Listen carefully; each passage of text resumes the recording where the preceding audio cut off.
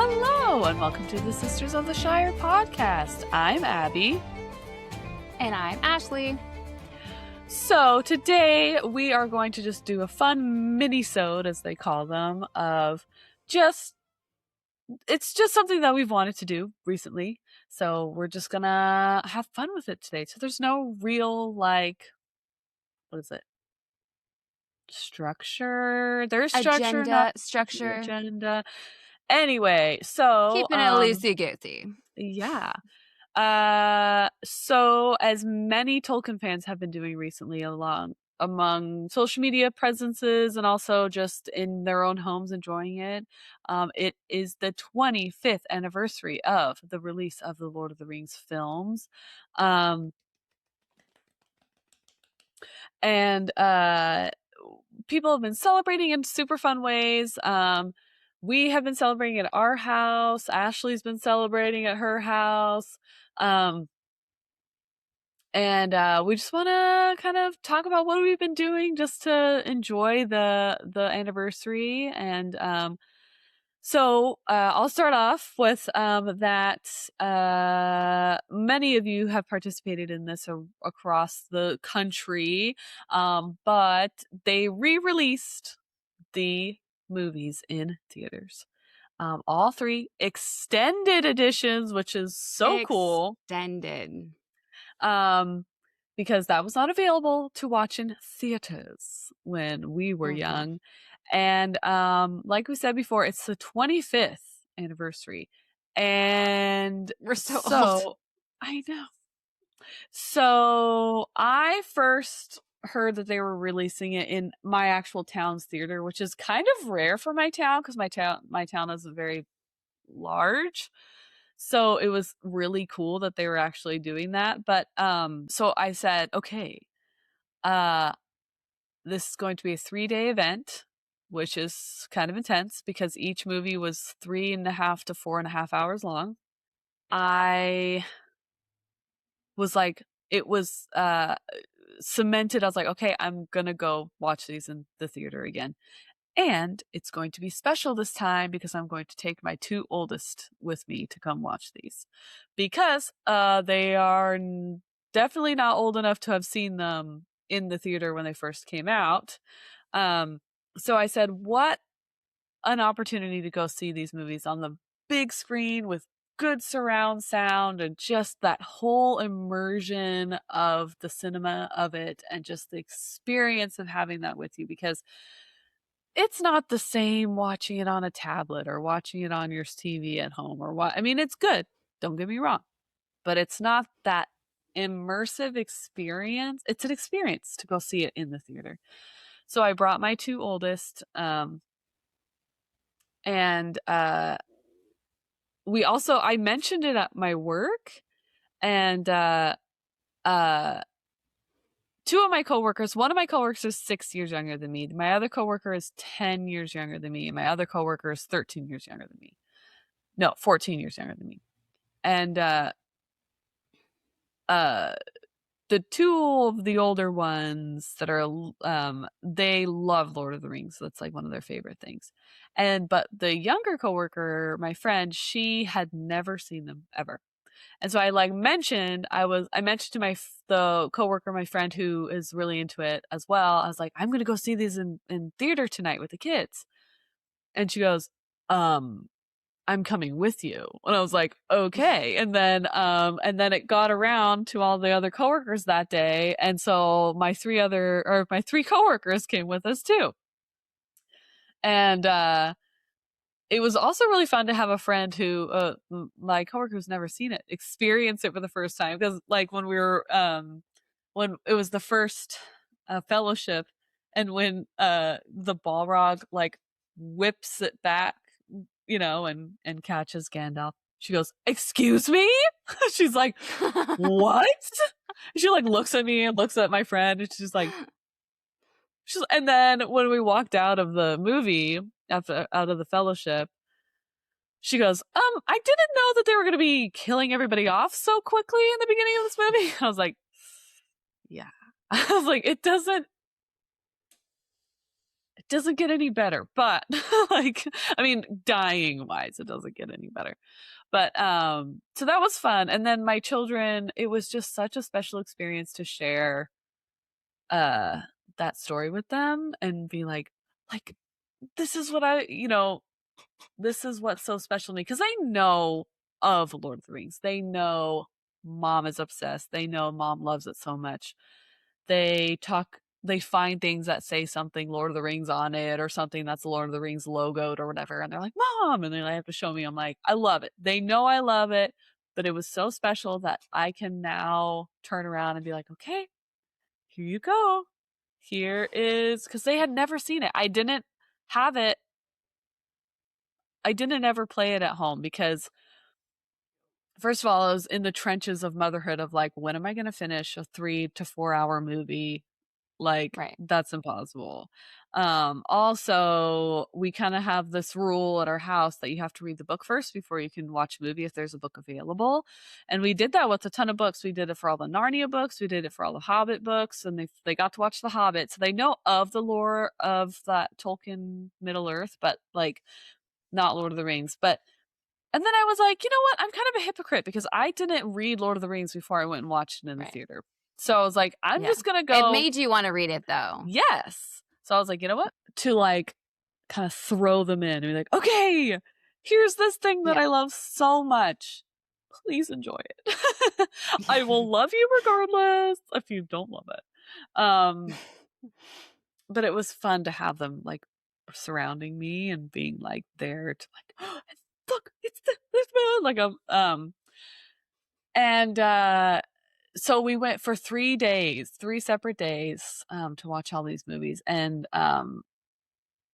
it was long because ours started at 6:45 at night, and so we did not get out of that theater until almost 10:30, 10:30, and so they were troopers. They did it, they tried their best, but they did watch all of it and they loved it. And I felt, I'm trying to phrase this in the right way, but I felt like I was like winning as a parent when we were watching Return of the King, and I'm sobbing. I sob in that movie all the time because like all of Sam's speeches, Sam crying all the time, like the hobbits crying at the end, just that emotion of it, of the impact of all of it. And I look over and my son is just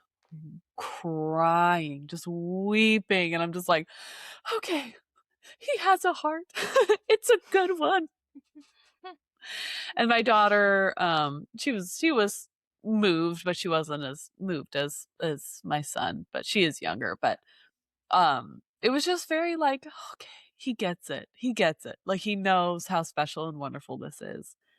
And but it was just so cool as a parent, and we watched it in the same theater that I watched it in 25 years ago, which is so weird to say out loud. I watched it 25 years ago when I wasn't very young either. Mm-hmm. I was the same age as Fox when it came out. Oh, yeah. So, yeah, it was very like... You should show... So, did he make those before he watched the movies or after? So, in between after all the movies, he's just, that's his center of his brain now. He loves anything Lord of the Rings. He keeps talking to me about different things or asking me different questions, like, Mom, what would happen if Frodo swallowed the ring? I was like, never thought about that one. Have I? Yeah. But so he's been it's on the forefront of his brain right now. And my son loves Lego. He's a huge Lego guy.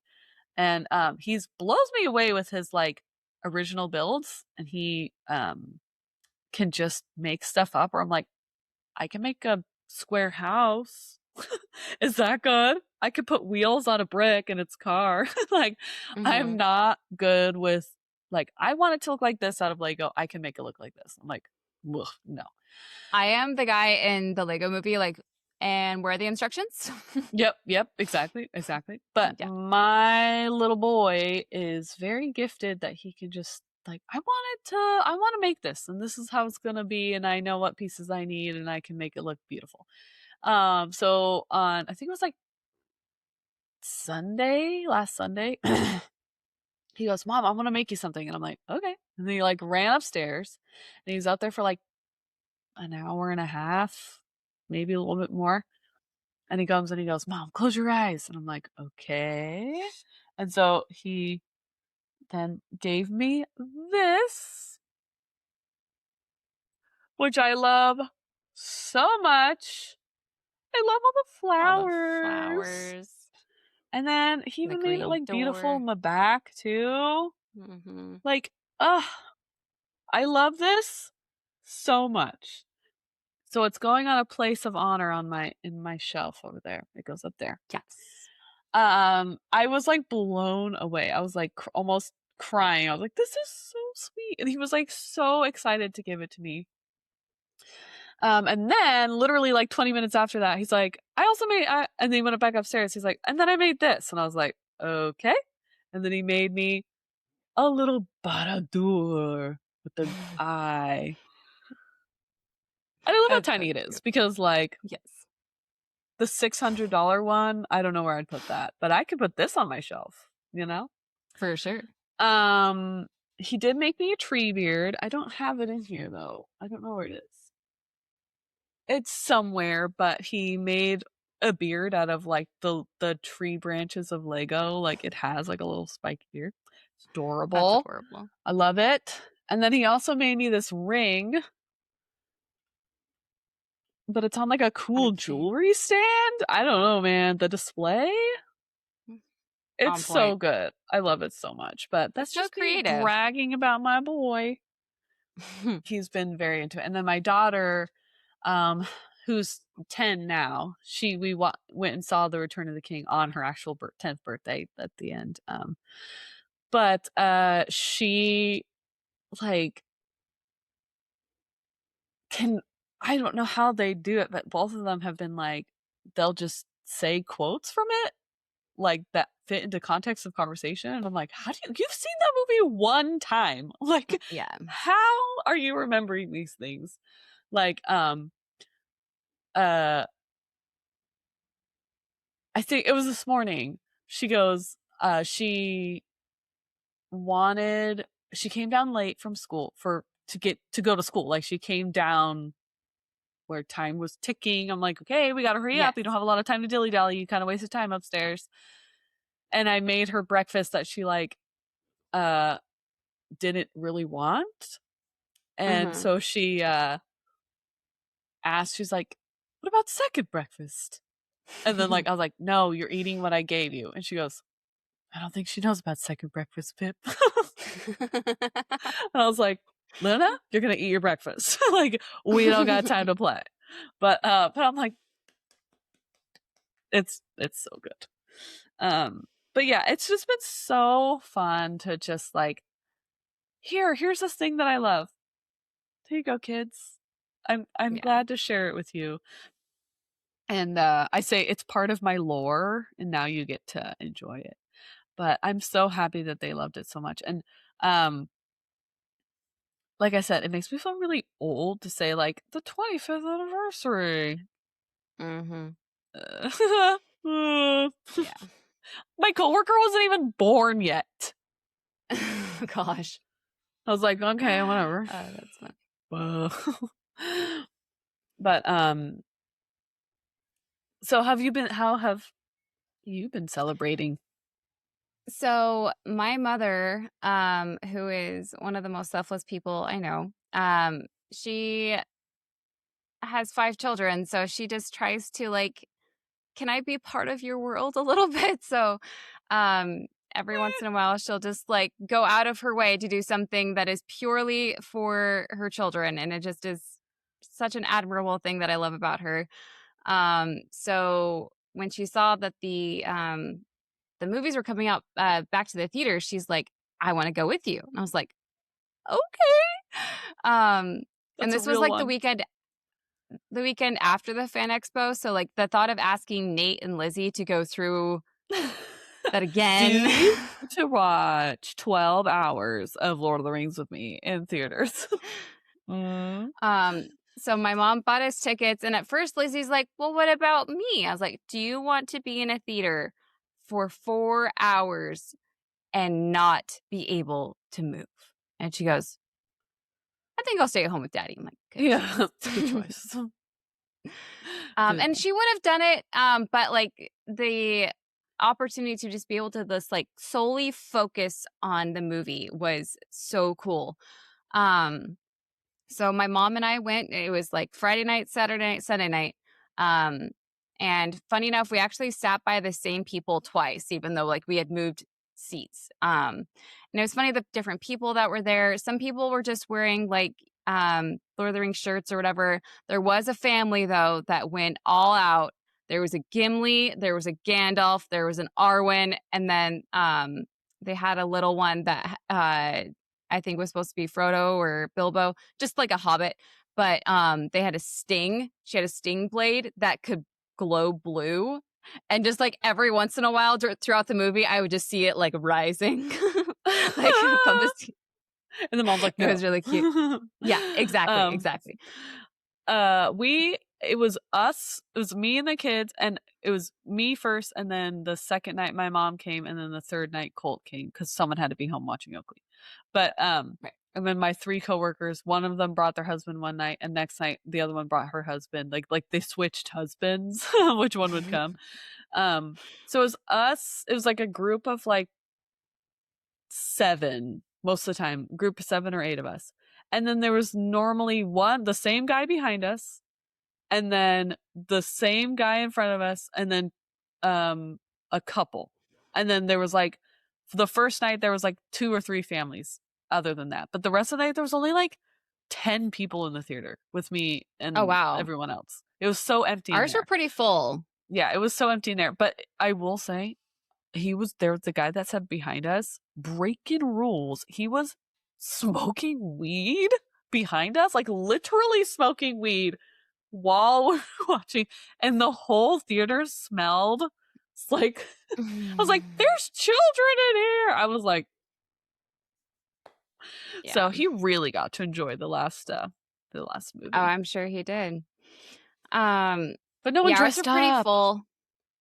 I was bummed. I was okay. I'm still coming from the generation where being a nerd was still not the coolest thing ever.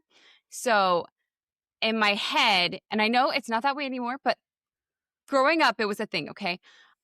So in my head, the people that were there, I'm like, okay, so who's the nerd out of that couple? The thought of having 2 nerds like married that would want to, yeah, exactly. So in my head, Who was I'm like, forced so who's to come here? Yes, that.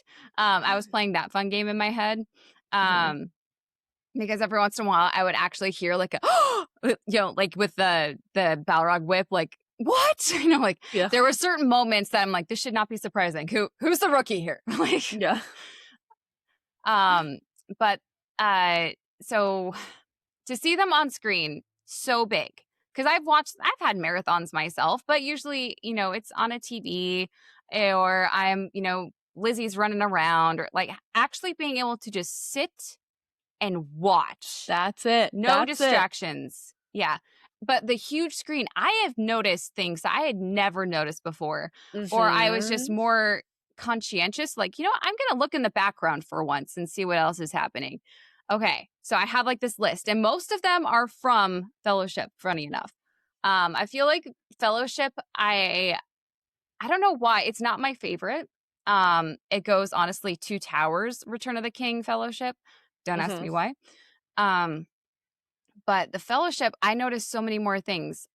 For instance, I think I already told you this, but we're going to do this again. So that there's kind of not royalty, a status that the hobbits have between each other. So like Sam is kind of on the lower end. He's the blue collar, he's the gardener. Then Frodo, he's not exactly like aristocratic, but he's got that, that money from Bilbo. So he's doing good. And then Merry, a little up there, and then Pippin is supposed to be like an aristocrat. Like he's a trust fund baby, right? Which is so funny to me because I'm like, like him. Yeah. Yeah. Well, that's why, is because he could do whatever he wanted, So I was noticing very particularly their wardrobes. So we have, and what's funny is you see them every single time. You've seen them a million times, but knowing that, looking at their wardrobes. So Pippin has this very nice shirt. It's very embroidered. It's got like a pattern. He's got a good waistcoat, but he also has this cool scarf thing too, more upper class. And then you have Merry, who has this nice embroidered waistcoat, maybe a bit more plain shirt underneath. And then Frodo, he has a pretty plain shirt, but his waistcoat is like velvet. So it's like, it's not, it's expensive, but he had to buy, and then you have like Sam with this, like, it almost looks like wool Burlap. Yeah. Burlap. Yeah. Thing happening with his waistcoat vest thing. So I just had never noticed that before, how they actually were like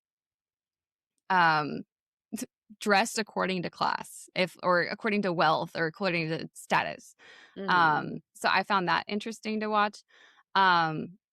Another thing that I've was paying attention to, just because my brain works this way. So when the Fellowship get their cloaks from Lothlorien, they have that little brooch on the neck, the clasp.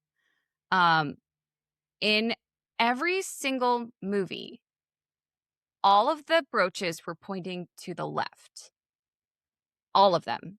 All of the Fellowship were, except for one person was pointed right. Aragorn's goes to the right? So it depends on what you mean, but they were all pointing like, in one direction, we'll just say. So there's one person that was going opposite, and it's actually Samwise. And I'm like, choice? Accident? Like, I'm curious what the backstory is there. But also a plot hole that I never thought about before too is, did they have like extra Lothlorien cloaks just lying around? Did like Lothlorien just like sell them just, willy-nilly? Because somehow Pippin got his brooch back, and his he picked Aragorn give it back to him? Yeah, right. Did he give it back to him? Aragorn gave it back. Okay, but just then toss it on the ground like, I found it. But then how do you put it back? I don't know.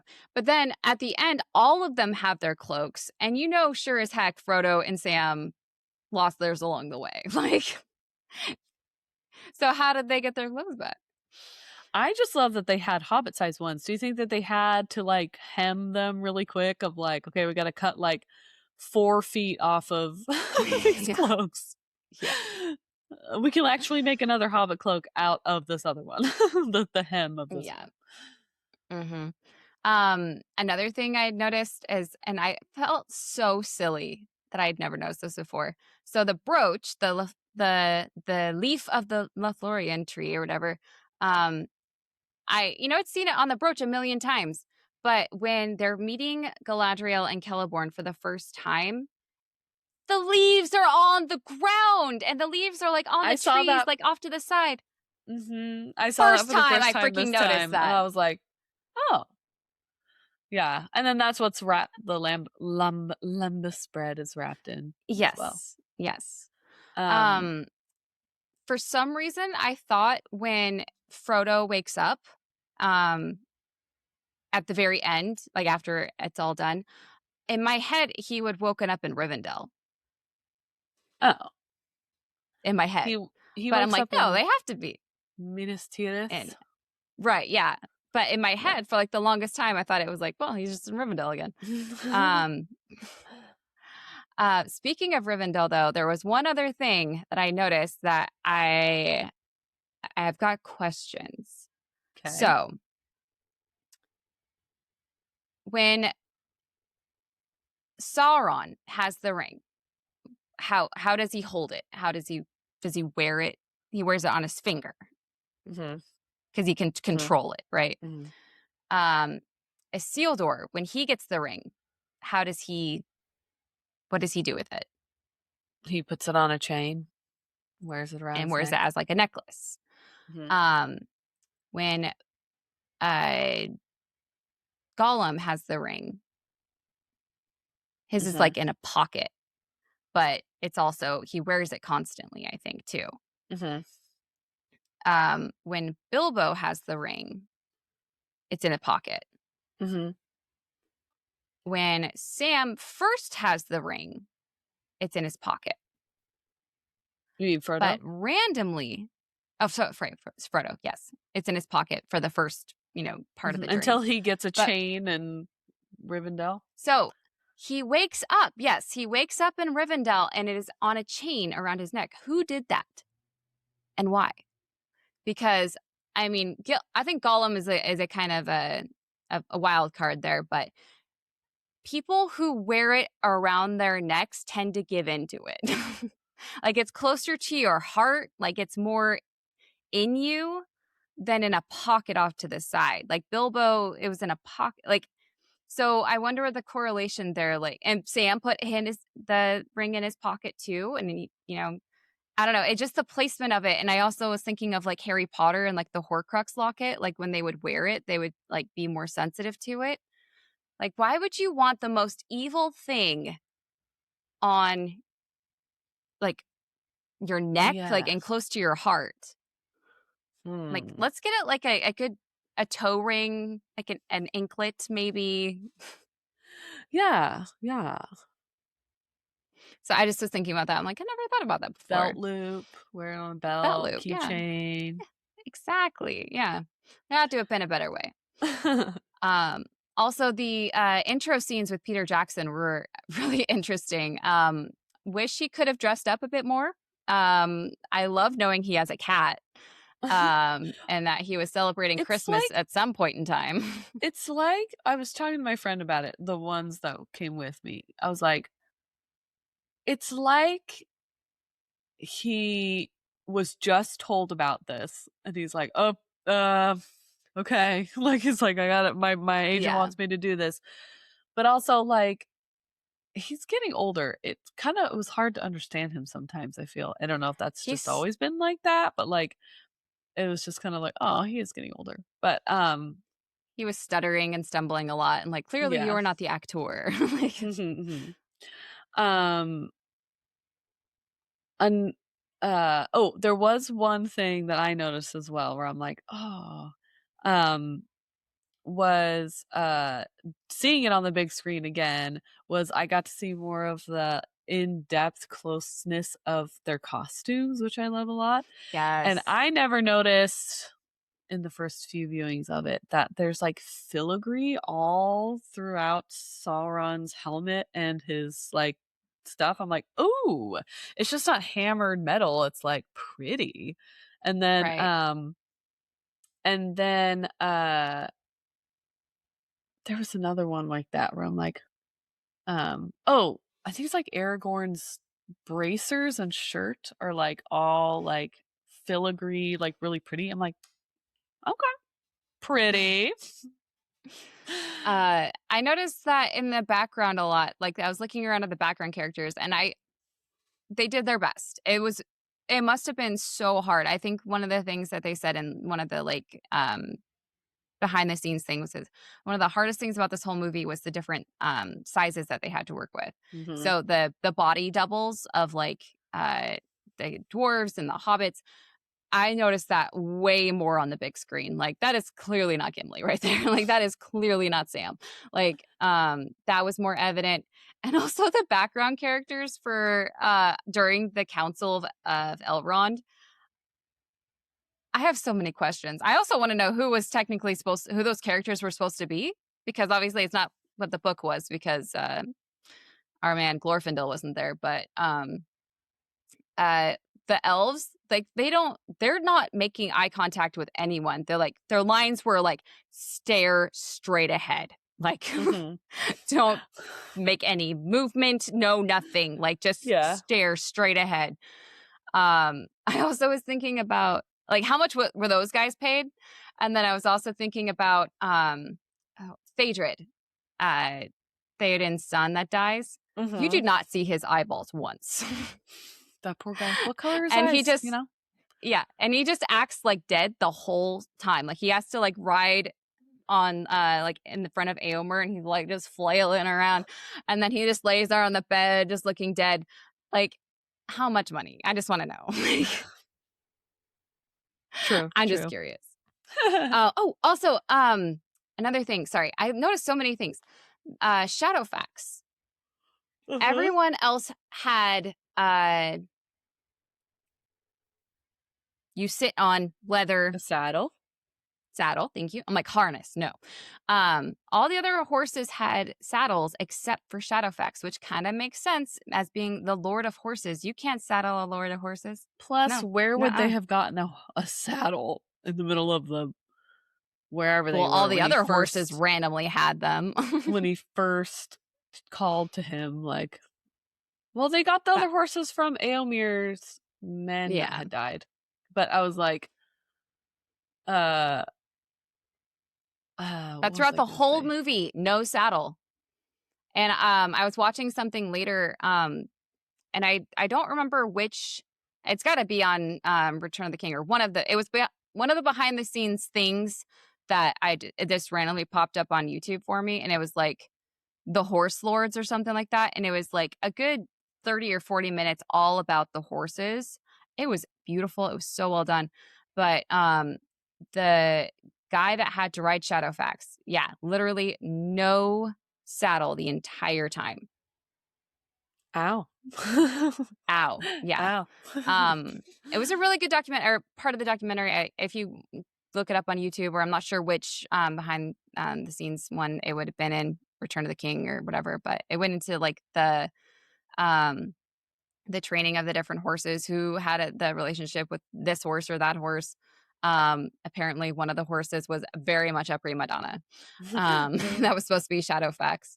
Um, a lot of the women that, like, had the beards, put on to be men of the Rohirrim. It was just a Mhm. really good part of the documentary. Yeah. But I thought about that a lot with Shadowfax. I'm like, no, you don't put a saddle on the Lord of Horses. I mean, do you think a Rome put a saddle on his horse?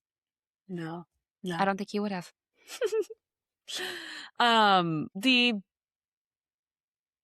different things you get to see it when you actually see it on the big screen, like the little things that you catch are like, this is why I like seeing going to the theater, going and watching it this way. Like, yes, it was a sacrifice of time and money, but we did it. He did it. So I had to pay for 4 people to go every time, and that was like blue. Yeah. But it was totally worth it, and I'm so excited that we got to do it, and my kids are now into it. Yes. Yes. Uh, please comment down below on this video or on our Instagram or anything like that what you guys did to celebrate the 25th anniversary, because like it was so fun to see on social media how different people were doing, like dressing up to go to the theater, or having a Hobbit party at their house and watching it with their friends. Um, If you got a uh, popcorn bucket and have an extra, oh, please let me know. I know our theater doesn't do that, so I was like, duh. Um, did you do the marathon in the theater with all 3 movies back to back to back? That was a thing. Um, but it was just such a cool experience. I'm glad that I got to do it again in the old theater that I watched it for the first time. It's good. It's Well, good. I'm not sure. I think I went to a bunch of different theaters for mine, but it was so good to see it again. Yes. On the big screen. Yes. Yes. Thank you, Again, this Peter is a Jackson. thank you, Thank Peter you, actors. Jackson. Like I said, this is a mini-sode, so it's not going to be very long, but we're glad you joined us today. And we are glad that you are enjoying these videos, and we hope that you Follow us on our podcast. We hope that you follow us on our Instagram. We have a lot of other videos on this channel that are fun interviews with different Tolkien content creators and good friends now. We just did a really fun interview with Caitlin Fascista,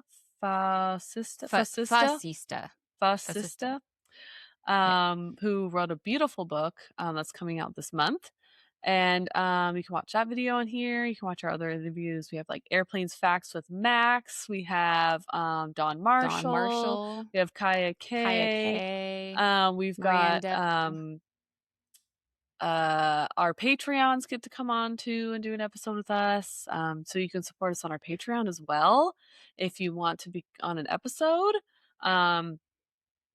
I was just watching Don Marshall's live actually today, and he has my 2 art pieces behind him when he does his lives. I'm like, I'm there. That's me.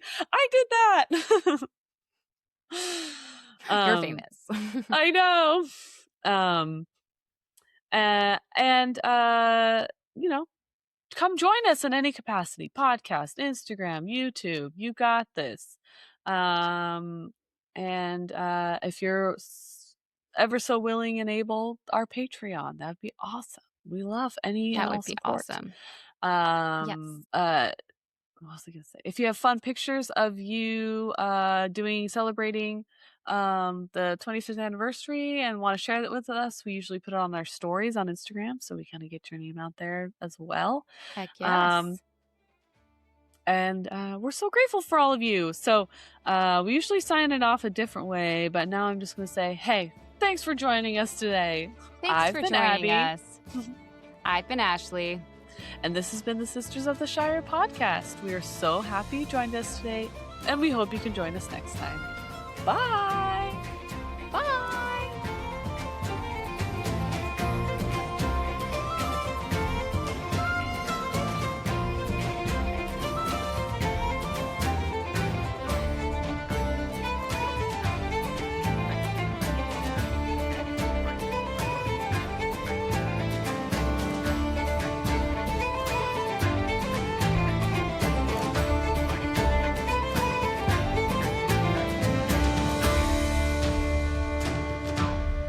Thank you for teaching me a day. Yay!